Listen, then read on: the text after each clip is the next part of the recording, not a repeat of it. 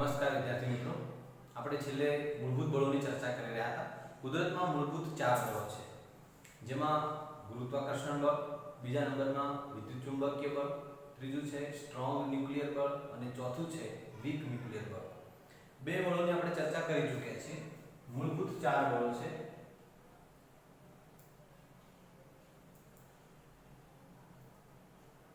એમાં ગુરુત્વાકર્ષણ બળ, જેની ચર્ચા આપણે અગાઉ કરી ચૂક્યા છીએ. બીજા નંબરમાં છે વિદ્યુત ચુંબકીય બળ, જેની પણ ચર્ચા આપણે કરી ચૂક્યા છીએ. ત્રીજા નંબરમાં છે સ્ટ્રોંગ ન્યુક્લિયર બળ. સ્ટ્રોંગ ન્યુક્લિયર બળની આપણે વિગતવાર ચર્ચા અહીંયા કરીશું. વિદ્યાર્થી મિત્રો, આપણે પરમાણુ વિશે જાણીએ છીએ. પરમાણુ કેવો હોય આપણે થોડી સમજૂતી યાદ કરીશું કે પરમાણુના કેન્દ્રમાં ન્યુક્લિયસ છે અને કક્ષાઓમાં ઇલેક્ટ્રોન કક્ષીય ગતિ કરતા હોય છે. ઇલેક્ટ્રોન કક્ષાઓમાં કક્ષીય ગતિ કરતા હોય અને કેન્દ્રમાં શું હોય છે? ન્યુક્લિયસ, જેમાં આપણે કહીએ છીએ પ્રોટોન અને ન્યુટ્રોન હોય છે. તો પ્રોટોન અને ન્યુટ્રોન જે છે એ જેટલા માત્રામાં છે એ દ્રવ્યનો જે ભાગ છે એને આપણે ન્યુક્લિયસ કહીએ છીએ.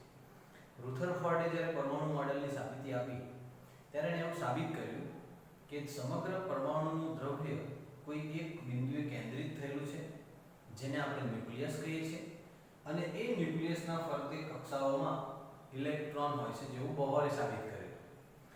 હવે વિદ્યાર્થી મિત્રો, ન્યુક્લિયસની વાત કરીએ આપણે 12મા ધોરણમાં વિગતવાર ચર્ચા કરીશું, પણ અત્યારે આપણે સ્ટ્રોંગ ન્યુક્લિયર બળ જે છે એના પૂરતી ચર્ચા કરીશું. તો સ્ટ્રોંગ ન્યુક્લિયર બળનો મતલબ શું છે?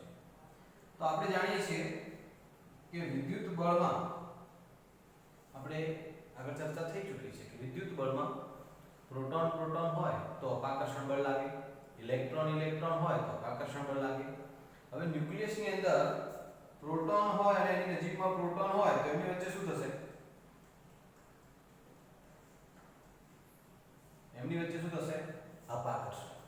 હવે વિચારવાનો મુદ્દો એ છે કે ન્યુક્લિયસમાં પ્રોટોન અને ન્યુટ્રોન રહેલા છે.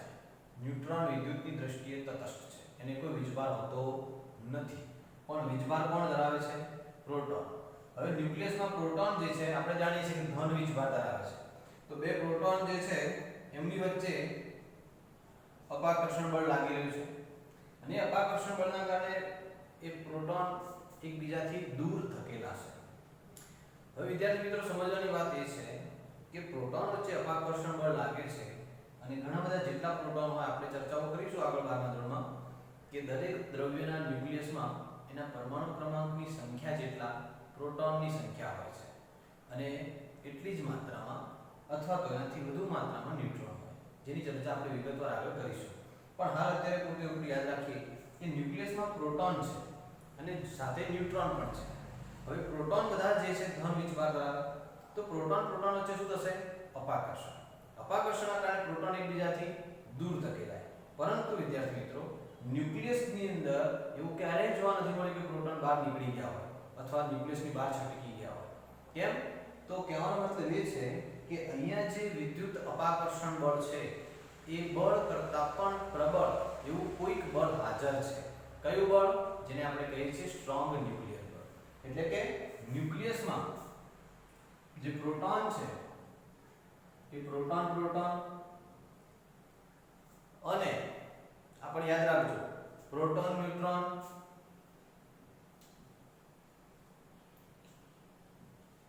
અને ન્યુટ્રોન ન્યુટ્રોન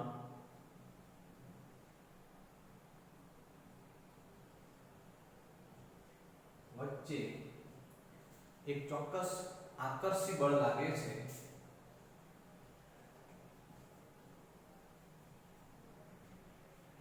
જે તેમને ન્યુક્લિયસમાં જકડી રાખે છે.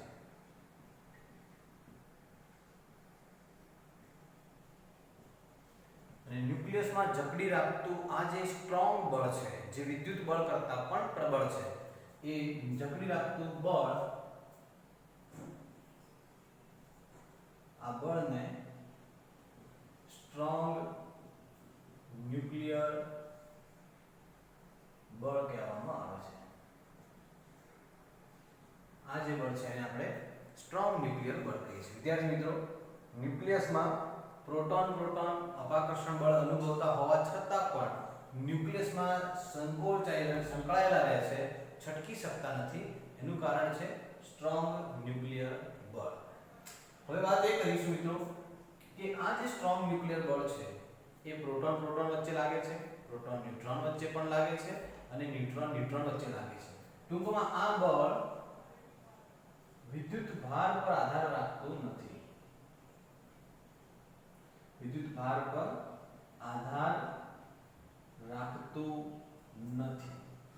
આ જે બળ છે એ વિદ્યુત બળ કરતા સ્ટ્રોંગ છે. કેટલું સ્ટ્રોંગ? તો પરિણામોને આધારે એવું સાબિત થયું છે કે આ બળ એ વિદ્યુત બળ કરતા લગભગ 100 ગણું પ્રબળ છે. લગભગ 100 ગણું પ્રબળ છે. હેતુલક્ષી પ્રશ્નોમાં આવો પ્રશ્ન આવતો હોય કે વિદ્યુત સ્ટ્રોંગ ન્યુક્લિયર બળ એ વિદ્યુત બળ કરતાં કેટલું પ્રબળ છે? તો યાદ રાખીશું 100 ગણું પ્રબળ છે. આ બળ વિદ્યુત ભાર પર આધાર રાખતું નથી.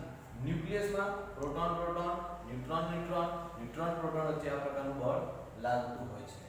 આ બળની જે અવધિ છે એ બહુ નાના વિસ્તાર પૂરતી હોય. આ બળ જે છે એ લઘુ અંતરીય બળ છે. એની અવધિ લગભગ ન્યુક્લિયસની ત્રિજ્યા, આની અવધિ કેટલી હશે? ન્યુક્લિયસની ત્રિજ્યા જે લગભગ કેટલી છે? 10⁻15 મીટર એટલા ક્રમની હોય છે. એટલે આની અવધિ 10⁻15 મીટર ક્રમની હોય છે અને જેને આપણે લઘુ અંતરીય બળ પણ કહેતા હોઈએ છીએ. કેવું બળ છે આ?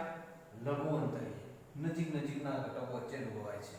આ બળ ઇલેક્ટ્રોન અનુભવતા નથી. જે કક્ષાઓમાં ઇલેક્ટ્રોન ફરી રહ્યા છે એને આ બળ અનુભવાતું નથી. ઇલેક્ટ્રોન આ બળ અનુભવતા નથી.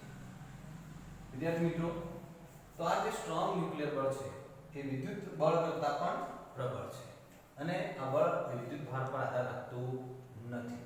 ન્યુક્લિયસની અંદર જે આ દ્રવ્ય છે એ આકર્ષી પ્રકારનું બળ અનુભવે છે, જેમાં પ્રોટોન અને ન્યુટ્રોન રહેલા છે. તો આપણે યાદ રાખીશું, સ્ટ્રોંગ ન્યુક્લિયર બળ માટે કોઈ ચોક્કસ સૂત્ર છે નહીં. આપણે 12મા ધોરણમાં ડિટેલમાં અભ્યાસ કરીશું, પણ હાલ પૂરતું જે ઇમ્પોર્ટન્ટ માહિતી છે એ આપણે યાદ રાખીશું. આમાં આપણે થોડી ચર્ચા કરીએ પ્રોટોન ન્યુટ્રોનની. 12મા ધોરણમાં અભ્યાસ કરીશું, પણ ખાલી યાદ રાખી લઈએ છીએ કારણ કે 1 માર્ક્સના પ્રશ્નમાં આપણને પ્રશ્ન આવો ઘણીવાર પૂછાતો હોય છે. તો પ્રોટોન અને ન્યુટ્રોન દ્રવ્ય ધરાવે છે અને એવું સાબિત થયું છે કે આ જે દ્રવ્ય છે એ ક્વાર્ક્સનું બનેલું છે. આ બંને ઘટકો શાના રચાયેલા છે? તો ક્વાર્ક્સ. આ બંને ઘટકો ક્વાર્ક્સના બનેલા છે. બે પ્રકારના ક્વાર્ક છે એમાં, અપ અને ડાઉન. જે આપણે ચર્ચા 12મા ધોરણમાં કરીશું. ટૂંકમાં યાદ રખાઈ દો કે +2/3e વિદ્યુત ભાર વાળો ક્વાર્ક છે એને અપ ક્વાર્ક કહેવાય અને -1/3e વાળો જે ક્વાર્ક છે એને આપણે ડાઉન ક્વાર્ક કહીશું. જે 12મા ધોરણમાં આપણે વિગતવાર ચર્ચા કરીશું. તો વિદ્યાર્થી મિત્રો, આ થઈ ગયું સ્ટ્રોંગ ન્યુક્લિયર બળ. તો ત્રીજા નંબરનું આ બળ છે. હવે આગળ ચોથો મુદ્દો આપણે જોઈશું, જે છે જેને આપણે વીક ન્યુક્લિયર બળ કહીશું.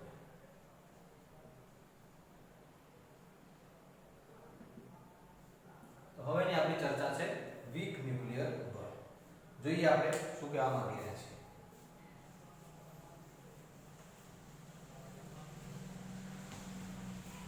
આની ચર્ચા પણ 12મા ધોરણમાં કરવાના છીએ, પણ હાલ અત્યારે એટલું થોડુંક સમજીએ યાદ રાખવા માટે.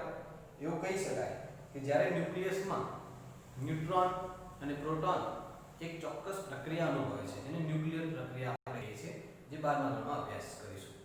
આ ન્યુક્લિયર પ્રક્રિયા દરમિયાન ન્યુક્લિયસમાંથી બીટા માઇનસ કણોનું ઉત્સર્જન થાય છે. ન્યુક્લિયસમાંથી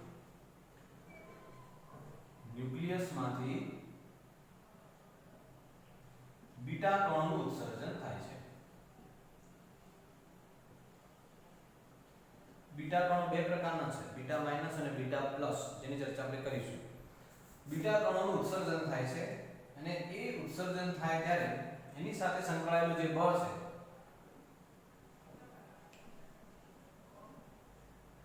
જે અનુભવાતું બળ છે,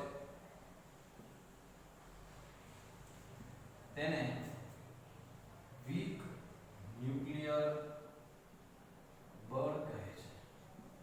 વિદ્યાર્થી મિત્રો, આ જે પણ ઘટનાઓ છે એ ન્યુક્લિયસમાં થઈ રહી છે, એટલે ન્યુક્લિયર શબ્દ વાપરી રહ્યા છે.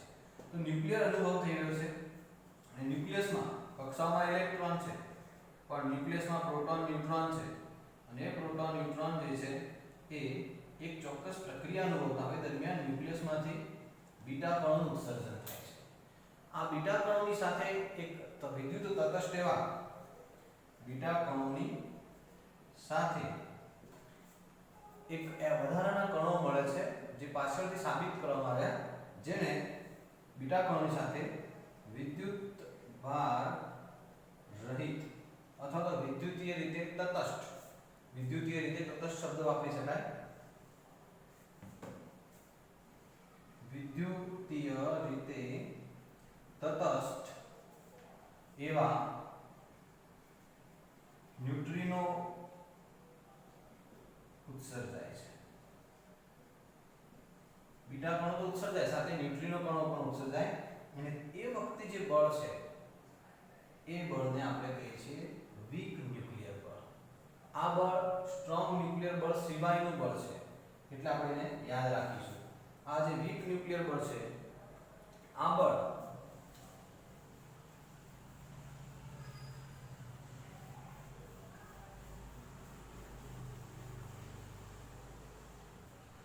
વીક ન્યુક્લિયર બળ જે છે, આ બળ ગુરુત્વાકર્ષણ બળ જે છે એના કરતા પ્રબળ છે, પરંતુ વિદ્યુત ચુંબકીય બળ અને સ્ટ્રોંગ ન્યુક્લિયર બળ કરતા નબળું છે. આ બળ એ ગુરુત્વાકર્ષણ બળ કરતા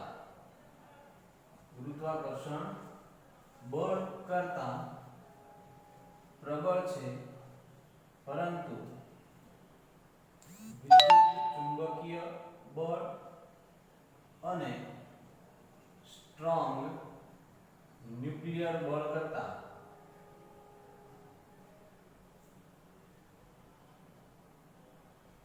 નિર્બળ છે અથવા તો નબળું છે એવો શબ્દ આપણે વાપરી શકીએ. આ બળની જે અવધિ છે એ પણ ન્યુક્લિયર પ્રક્રિયા દરમિયાન, એટલે બહુ લઘુ અંતરીય બળ છે અને જેની અવધિ લગભગ 10⁻16 મીટર ક્રમની છે. જેની અવધિ લગભગ 10⁻16 મીટર ક્રમની છે.